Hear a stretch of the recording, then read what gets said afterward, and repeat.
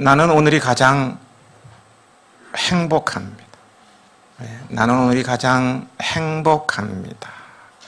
이렇게 자신을 축복하며 선포하면 우리는 말의 권세가 있는 왕 같은 제사장들이기 때문에 그대로 됩니다.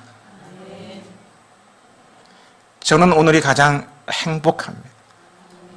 행복한 날이 되시길 축복합니다.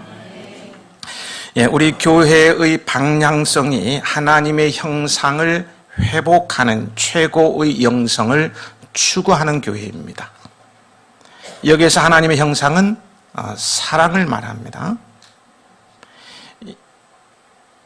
그런데 성경에 보면은 마지막 때의 징조 중에 하나가 마태복음 24장 12절에 불법이 성함으로 많은 사람의 사랑이 식어지리라고 했습니다.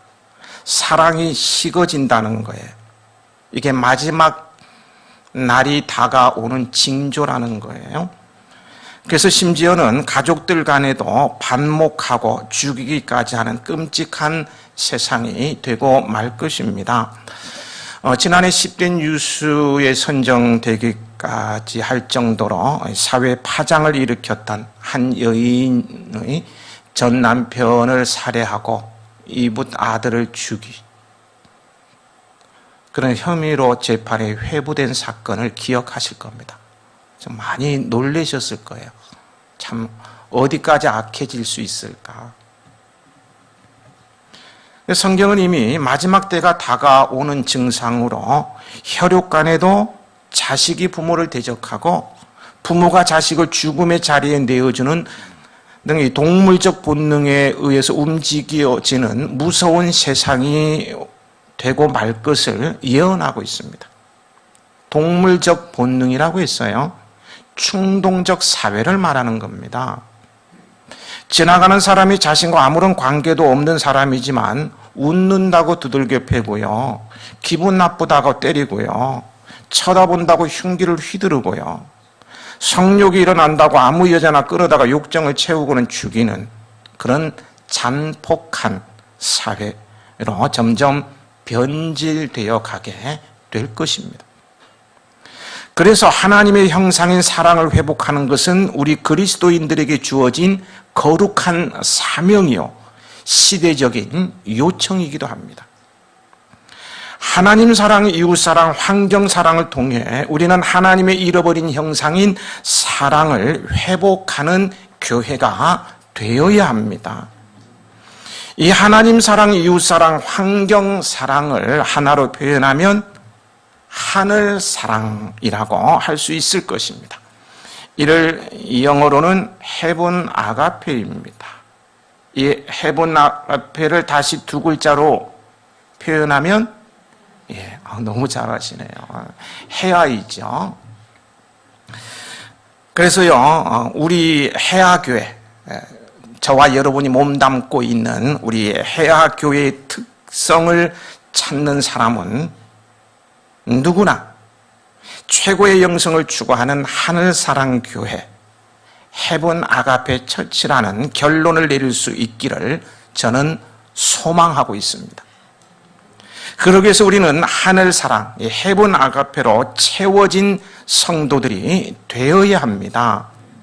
그러할 때 우리는 우리 가운데 거하시는 하나님을 느낄 수 있고 경험하게 될 것입니다.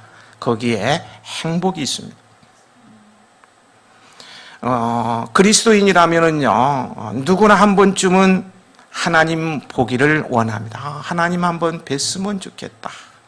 환상으로, 꿈으로라도 뵈었으면 좋겠다. 이렇게 말씀들을 하시기도 하고요. 또 그런 마음을 가지고 있는 것을 보게 돼요.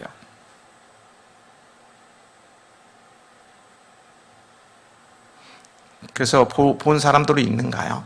이제 보면 심각해지죠. 그렇게 형상으로는 볼 수 없지만요. 하나님은 영이심으로 하나님 볼 사람은 없어요. 그런데도 봤다고 하면 좀 이상해질 수 있다는 거예요.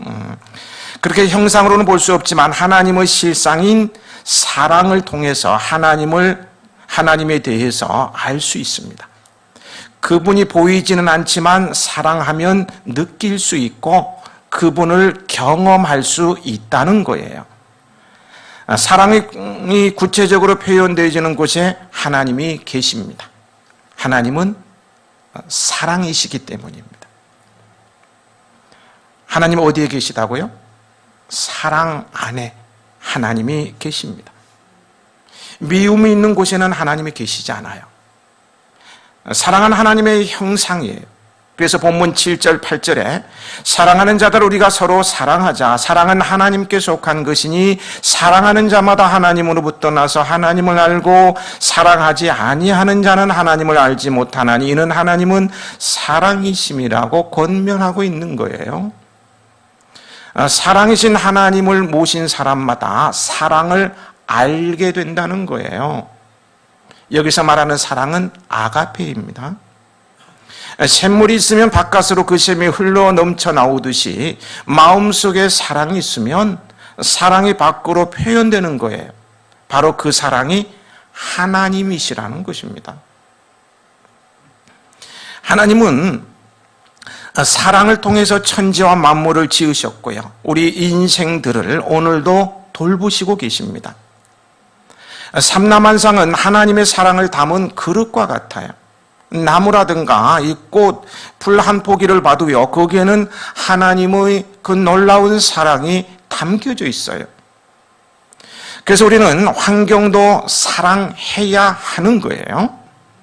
그런데 왜 하나님 사랑, 이웃 사랑은 말하면서도 하나님의 사랑이 담겨져 있는 환경 사랑이라는 말을 하는 데는 주저주저하는지 모르겠어요. 저는 교회도 친환경적이어야 한다고 생각하는 사람입니다. 사랑이 있는 곳에 하나님이 계십니다. 우리가 이웃을 사랑하고 환경을 돌아볼 때 그곳에 하나님이 계신 거예요. 사랑이 있는 곳에는 언제나 하나님이 역사하시기 때문입니다. 인류를 향한 하나님의 사랑을 구체적으로 보여주신 사건이 십자가입니다. 하나님은 십자가의 예수님을 통해서 사랑을 나타내 보여주셨어요. 예수님은 하나님의 아들이셨지만 사람으로 오셔서 사랑을 실천함으로 하나님은 어떤 분이신가 하는 것을 우리에게 아주 적나라하게 보여주셨습니다. 9절 10절입니다. 함께 읽으실까요? 하나님의 사랑이 우리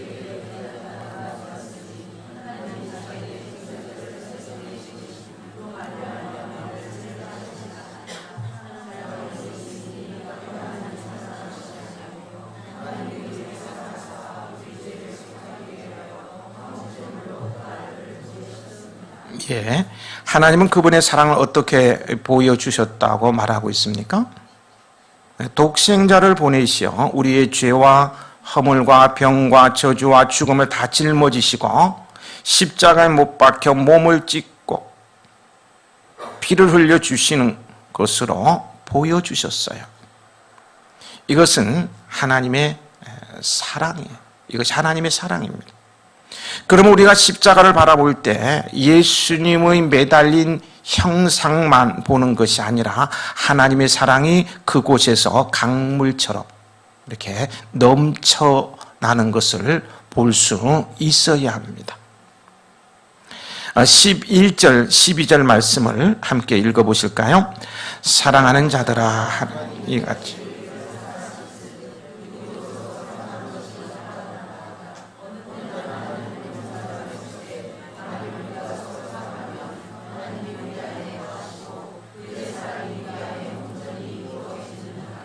하나님을 본 사람은 없지만 우리가 서로 사랑하면 하나님의 사랑이 우리 안에 계시고 하나님의 사랑이 우리 안에서 완성될 것을 말씀하고 있습니다. 여기서요, 우리가 서로 사랑하면 완성되는 하나님의 사랑은 어떻게 나타나는지 그 사랑의 속성들에 대해서 몇 가지를 생각해 보겠습니다. 먼저 하나님의 사랑은요, 죄와 허물을 덮어주고 용서하여 주십니다. 시편 103편 13절에 아버지가 자식을 긍휼히 여긴 같이 여호와께서는 자기를 경외하는 자를 긍휼히 여기시나니라고 말씀하고 있는 것처럼 하나님은 우리를 불쌍히 여기시고요, 허물을 덮어주십니다. 그것이 어떠한 허물이든지 간에 다 덮어주시고 기억지도 않으시는 분이에요. 잠언서 10장 12절에 미움은 다툼을 일으켜도 사랑은 모든 허물을 가리느니라고 말씀하고 있습니다. 미워하는 사람은요, 자꾸 발가벗기고 까발리고 허물을 들춰내고 다투고 말을 만들어내고 지어내면서 집요하게 논쟁을 합니다. 그러나 사랑은요, 허물을 덮어버리는 거예요. 그래서 베드로전서 4장 8절에도 무엇보다도 뜨겁게 서로 사랑할지니 사랑은 허다한 죄를 덮느니라고 말씀하는 거 있는 거예요. 우리는 이렇게 사랑해야 합니다. 아니, 내 마음속에 사랑이 있으면 이렇게 허물을 덮는 것으로 나타나게 되는 거예요. 그리고 하나님의 사랑은요, 마음과 몸을 치료하십니다. 출애굽기 15장 26절에 하나님은 나는 너를 치료하는 여호와임이라고 말씀하셨어요. 하나님은 여호와 라파, 치료의 하나님이십니다.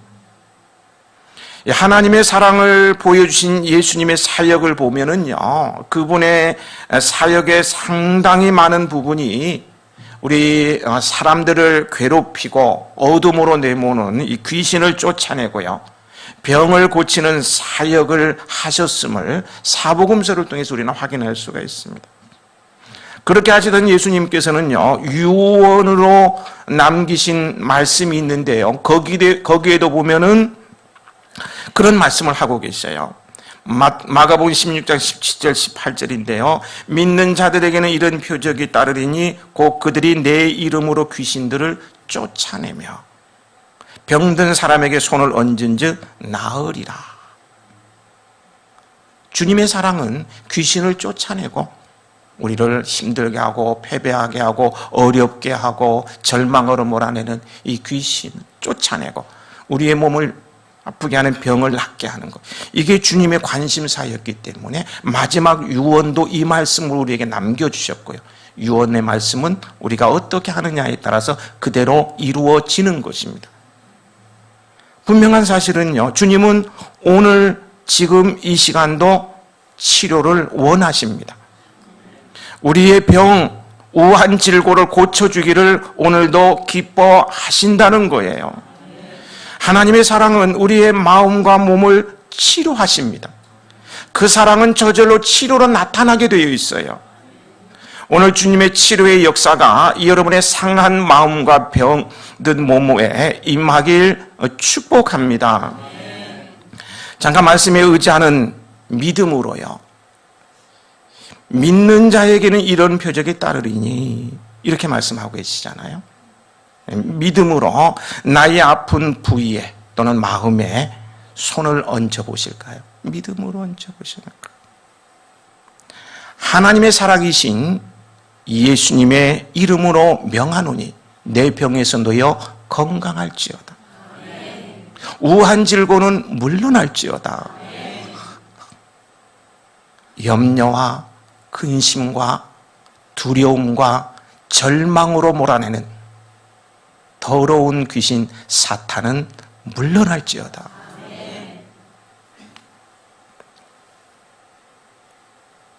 강건하시기 바랍니다. 평안하시기 바랍니다. 하나님은 치료하실 뿐 아니라 모든 것을 합력하여 선을 이루시게 하십니다. 그냥 어떤 상황 가운데서도 낙심하지 마시고 합력해서 선을 이루실 주님을 바라보시기 바랍니다. 하나님의 사랑은 또한 용기와 희망과 복을 주십니다. 하나님께서는 낙심하는 자에게 용기를 주시고요, 절망한 자에게 희망을 주시고, 그리고 우리에게 복을 주시기를 원하십니다.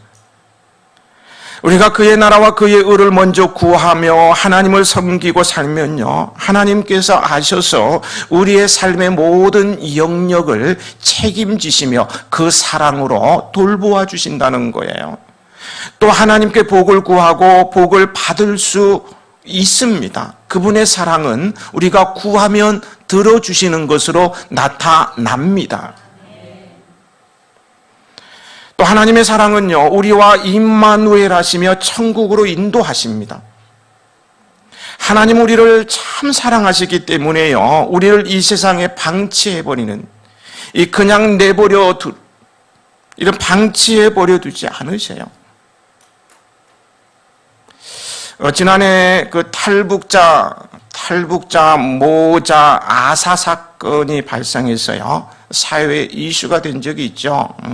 아사가 뭡니까? 아사. 예, 굶어 죽었다는 것이죠. 굶어 죽었다는 거예요.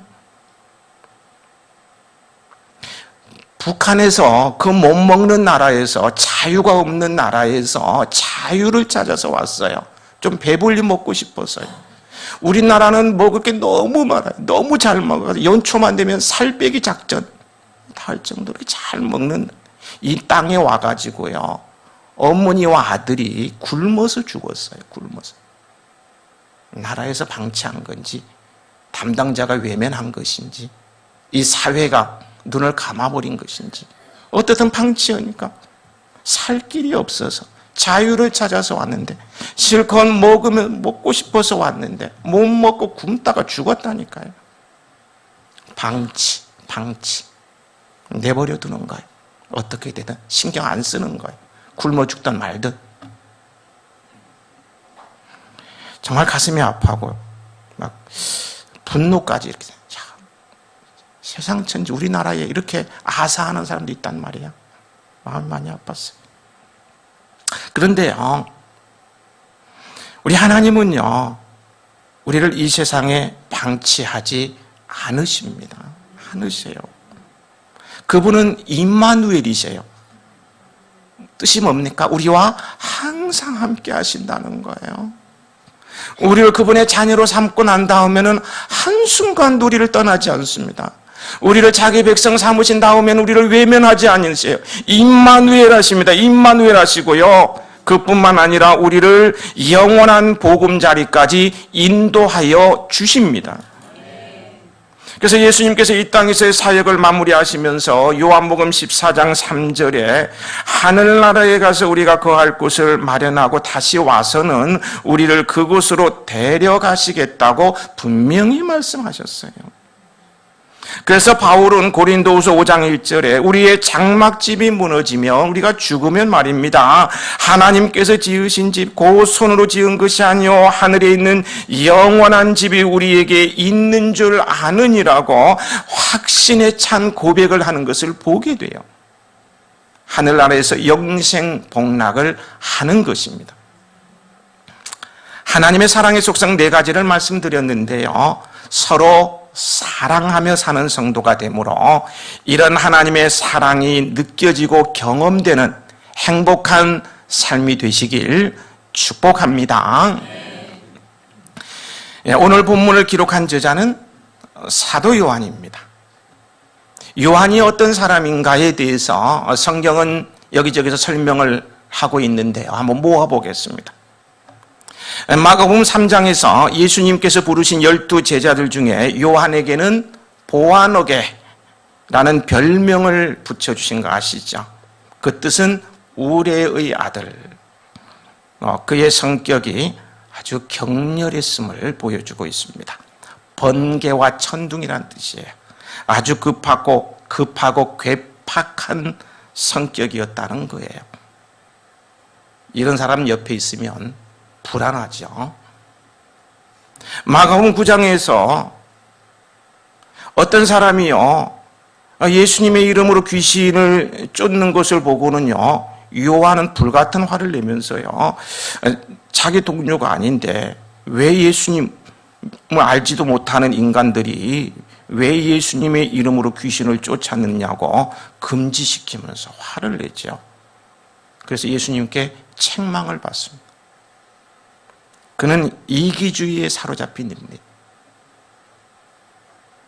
또 누가복음 9장을 보면은요, 사마리아 사람들이 그들의 가는 행로를 방해하자 또 화를 버럭내서 하늘에서 불이 내려 그들을 멸해버립니다. 이런 말을, 험악한 말을 합니까? 하늘에서 불이 내려가 다 떼어버렸으면 좋겠다. 그렇게 했다가 예수님께로부터 심한 꾸지람을 받기도 합니다. 그는 난폭한 인물임을 알 수가 있어요. 이런 인격적으로 장애가 있는 괴팍한 요한이었지만 믿을 수 없을 정도로 변화되었어요. 주님의 사랑에 녹아드니 사랑의 사람으로 변했어요. 요한이 쓴 복음서, 서신들을 읽어보십시오. 오늘 책 요한일서도요, 사랑이 철철 흘러넘치고 있어요. 그가 이렇게 사랑의 사람으로 변화된 것은요, 예수님의 진실하고 부드러운 사랑의 가르침 때문입니다. 참 부드러움이라는 게 중요한 것 같아요. 예수님께서는 불의에는 강하셨지만요, 마음은 끝없이 부드러우셨어요. 제자는 스승의 앞에서가 아니라 뒤에서 배우가 되듯이요, 요한은 예수님의 뒤를 따라다니다가 예수님의 실천하는 아름다운 삶을 통해, 그리고 예수님의 가르침을 통해 점차 예수님처럼 부드러운 사람으로 변해 갔던 거예요. 이런 그를 주님은 얼마나 사랑해 주셨겠습니까? 탕자처럼 방황할 때도 애타게 기다리는 하면 끝이에요. 나와버렸어요. 그 다음이 뭐냐?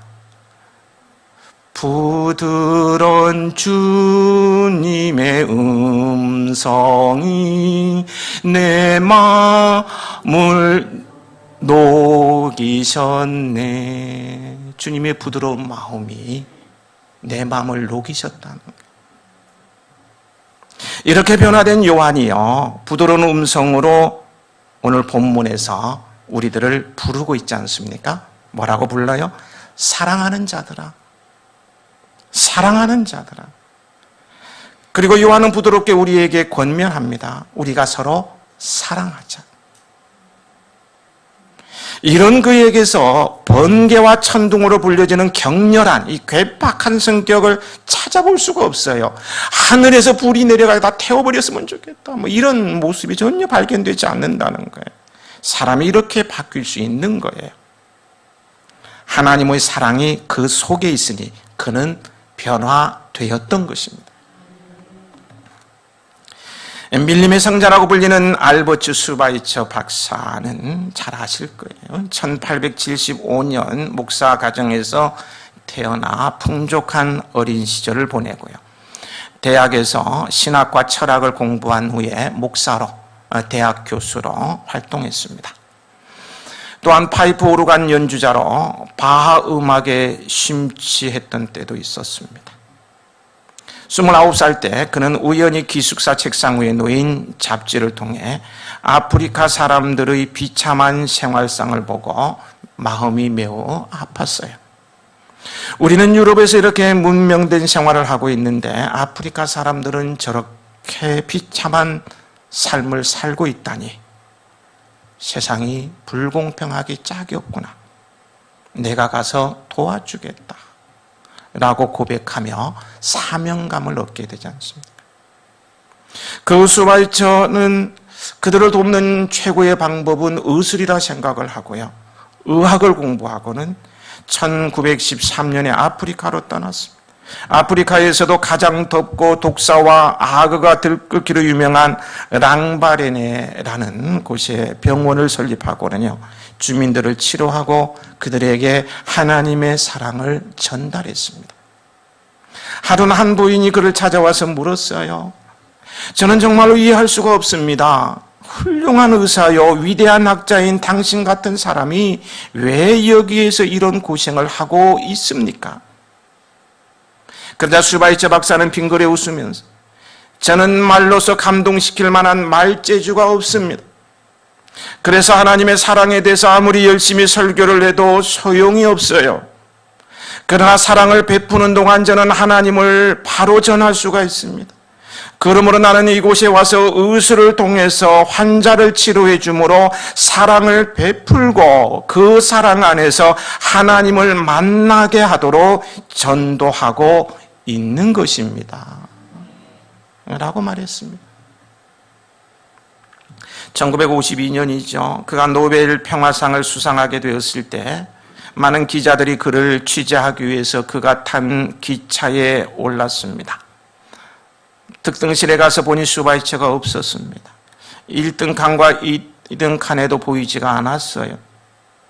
혹시나 해서 가장 가난한 사람들이 탔다는 3등 칸에 갔더니 슈바이처 박사가 그곳에서 가난한 사람들에게 청진기를 들이대면서 진찰과 치료를 하고 있는 것이었습니다. 이를 본 기자들은 놀라서 박사님, 상을 받으러 가는 이때에 가면서까지도 왜 이런 고생을 하십니까? 라고 물었어요. 그러자 슈바이처 박사는 나는 내가 즐길 곳을 찾아서 살아온 것이 아니라 나를 필요로 하는 곳을 찾아다니면서 살아왔습니다. 지금도 이 사람들은 나를 필요로 하기 때문에 나는 이 천민들이 타는 기차 칸에서 저들을 돕고 있습니다. 라고 말했습니다. 수많은 아프리카 사람들은 그의 삶 속에 나타난 하나님을 볼 수 있었습니다. 사랑이 하나님을 보게 한 거예요. 우리나라가 낳은 세계적인 성자, 사랑의 원자탄이라 부르는 손양원 목사님의 삶은 부디 말씀을 드리지 않아도 너무나 잘들 아실 거예요. 나병 환자의 몸에서 나오는 고름을 입으로 빨다니 참 이게 저는 못할 것 같아요. 총으로 쏘아서 죽인다 그러면 할 것 같아요. 그렇지 않으면 못할 것 같아요. 야, 이게 어떻게 고름을 입으로 빨아내 자신의 두 아들을 죽인 원수를 용서할 뿐만 아니라 어떻게 그 녀석을 양자로 삼습니까? 저는 못할 것 같아요. 볼 때마다 아들 죽어가는 두 아들 죽어가는 모습이 영상으로 떠오를 텐데 어떻게 그 놈을 양자로 삼아? 근데 나병 환자의 고름을 빨아내고 자신의 두 아들을 죽인 원수를 용서할 뿐만 아니라 양자로 삼은 그 사랑은, 그래서 그런지 여러분은 모르겠어요. 저는 들을 때마다 막 감동이 있습니다. 그리고 너무너무 도전이 되고 부끄럽기도 하고요.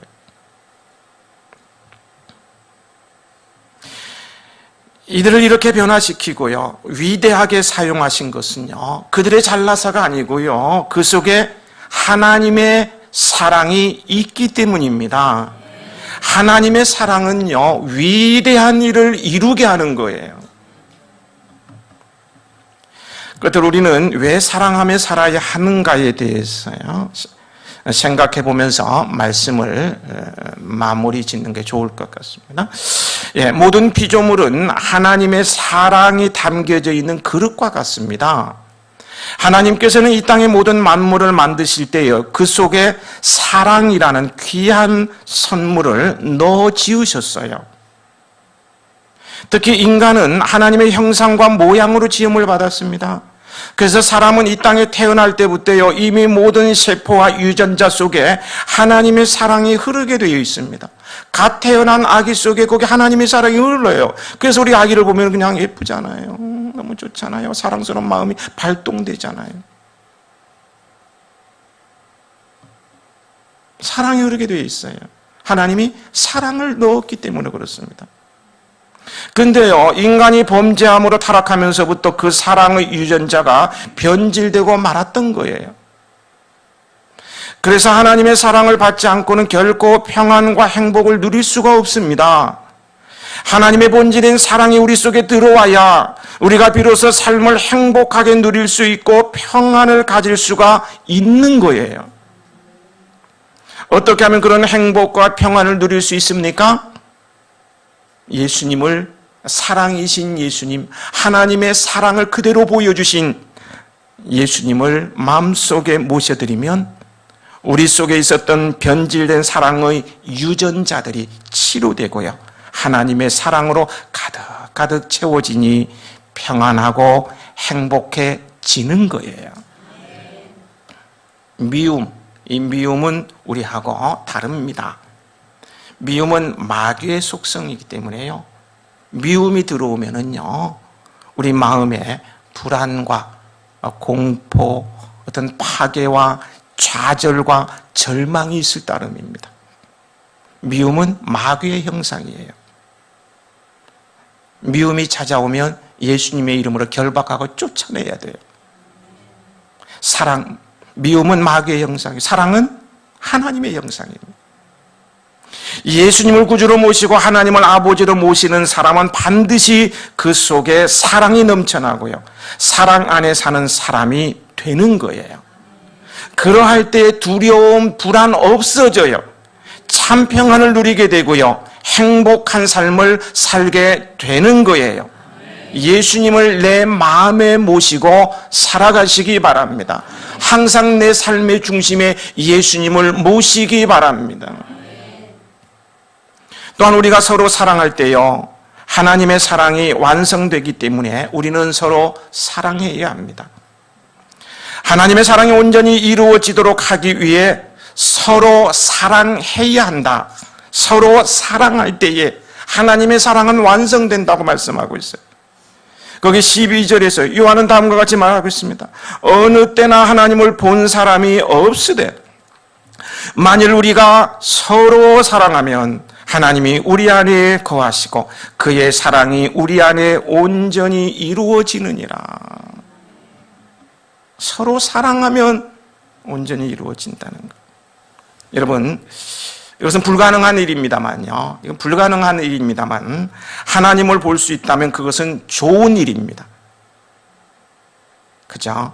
하나님을 보는 것은 불가능한 일이에요. 하나님은 보려고 하지 마세요. 헛것 봅니다. 이 하나님을 보는 것은 불가능한 일인데요. 그럼에도 불구하고 그 하나님을 볼 수 있다면 그것은 좋은 일이라는 거예요. 그죠? 하나님을 보지 못하고도요, 믿는다면 그것은 더 좋은 일입니다. 그런데요, 하나님이 내 안에 거하시면 최고로 좋은 일입니다. 안 그렇습니까? 하나님은 볼 수 있다면 그게 좋은 일이에요. 하나님을 보지 못하고도 믿는다면 더 좋은 일이에요. 그러나 하나님이 내 안에 계신다면 이거야말로 최고로 좋은 일 아닙니까? 하나님이 나와 함께 계신데요, 내 안에 계신데요, 이보다 좋은 일이 어디 있느냐는 거예요. 오늘 본문은 그 최고로 좋은 일을 누리는 방법이 있음을 말씀해 주고 있지 않습니까? 우리들이 어떻게 하면요, 서로 사랑하면 우리 안에 하나님께서 거하시게 됩니다. 그리고 단순히 거하실 뿐만이 아니라 하나님의 사랑이 온전히 이루어지게 됩니다. 바로 그때 우리들은 성령의 선한 열매를 가진 아름다운 신앙의 향기를 날리는 사랑의 사람이 되는 거예요. 이보다 더 좋은 일은 없어요. 사랑은 모든 것을 뛰어넘고 모든 것을 이기며 모든 것을 이룹니다. 거기에 행복이 있는 거예요. 여러분, 세상은 점점 삭막해져 가고 있는 것 피부로 느끼지 않습니까? 주님 오실 때가 가까운 겁니다. 이 동물적 본능만이 남은 무서운 사회로 급변하고 있어요.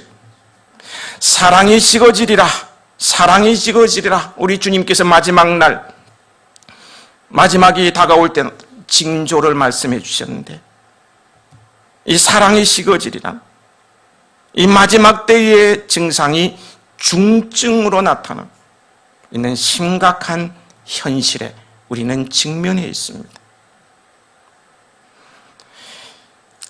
이 심각한 현실을 보면서 우리는 세상을 저주하고 한탄하고 살아서야 되겠습니까? 이 삭막한 세상을 아름답게 만들 책임이 오늘 우리에게 있음을 우리는 깨달아야 합니다. 이것이 오늘 우리에게 주어진 시대적 사명이에요. 우리는 인류의 행복을 위해 이 사명을 감당해야 합니다. 그래야 함께 잘 사는 행복한 세상이 되는 거예요. 삭막한 세상을 아름답게 만들어야 되는데 이게 시대적 사명인데요. 이 삭막한 세상을 아름답게 만들기 위해서는 무엇이 필요하다고요? 사랑이 필요하다는 거예요. 사랑이 필요합니다. 그래서 우리 교회는 아예 교회의 방향성을 하나님의 형상인 사랑을 회복하는 최고의 영성을 추구하는 교회로 정하고요. 시계와 종을 상징으로 내걸고 이를 볼 때마다 마지막 주님께서 오셔서 종칠 때가 가까이 온 줄 알고 더욱 서로 사랑하며 살자는 것입니다. 그래서 이 사랑을 가면 교회에서도 흘려보내려고 임의용 봉사도 하고 3.18 희망봉사단이 나가서 돕는 일도 하고 주부에도 나옵니다만 13군데의 시설 돌봄이 필요한데 아낌없이 후원하며 헌신하고 재정이 안정되면 3분의 1은 무조건 밖으로 저는 내보냈다고 말씀도 드리곤 하는 거예요. 우리는 경쟁하듯이 서로 뜨겁게 사랑하며 사십시다. 이 사랑을 나누며 사십시다. 경쟁하듯이 세상으로 흘러보내자고요. 그러기 위해서는 나 자신이 먼저 사랑의 인격체로 변화되어야 합니다. 나 자신이 하나님을 사랑하고 이웃을 사랑하고 환경을 사랑하는 인격체가 되어야 진정한 변화는 이루어지는 거예요. 누군가 이렇게 말했습니다. 내용이 너무 좋아서 메모해 두었어요. 지나가지 않고 책을 읽다가 자신만을 위해 살아온 사람은 어려울 때 자신만 슬픔을 당하는 특권이 있다. 자신만을 위해 살아온 사람은 어려울 때 자신만 슬픔을 당하는 특권이 있다. 정말 새겨드릴 말입니다. 그래서 그냥 지나칠 수가 없어서 제가 메모해뒀어요.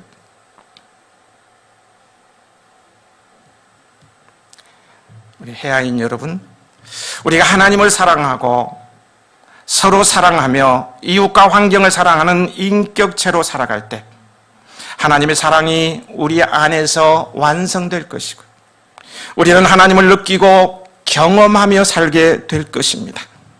하나님은 사랑이십니다.